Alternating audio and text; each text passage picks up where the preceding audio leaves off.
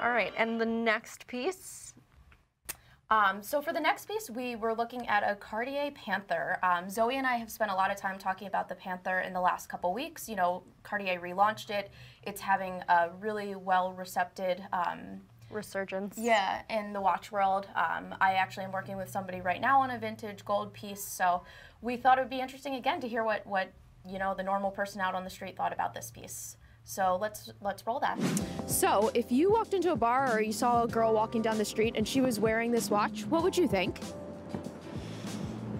I'm assuming this watch is rather expensive, so I guess she's a bit wealthy. Ooh, a fancier business person.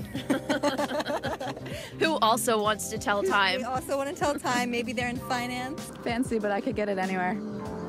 I think it's nice, yeah. Looks like a guy though, but mostly a girl wearing it. Okay, so you think it has a masculine feel to it? Yeah, pretty much. And how much do you think something like this would cost?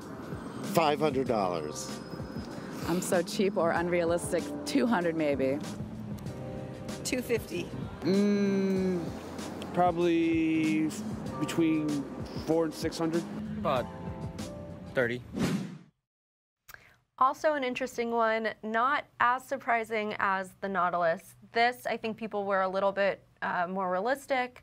The bracelet's a little intricate, so it gives it a little more of a design element. So people were thinking $200 to $500, which for a steel watch, it's not that far off, but it is Cartier, so it's more of a jewelry piece, so they obviously garner a higher retail price than $200 to $500.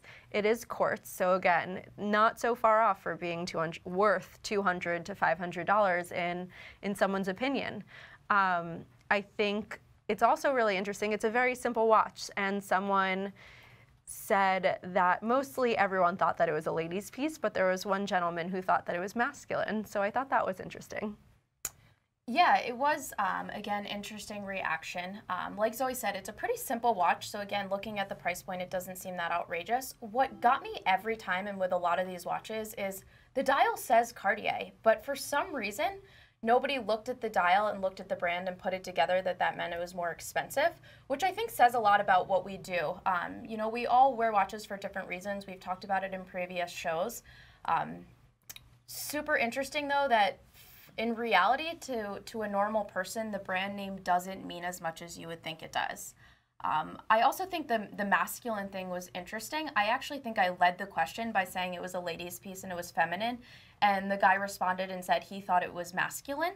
To me, that's such a feminine piece, and it's such a iconic piece. Again, I know watches, but I was shocked to hear him say that. Just, you know, the finishing, the high polish, the rounded edges on the bracelet and whatnot. To me, it's an ultra feminine watch, but I guess not everybody thinks that way.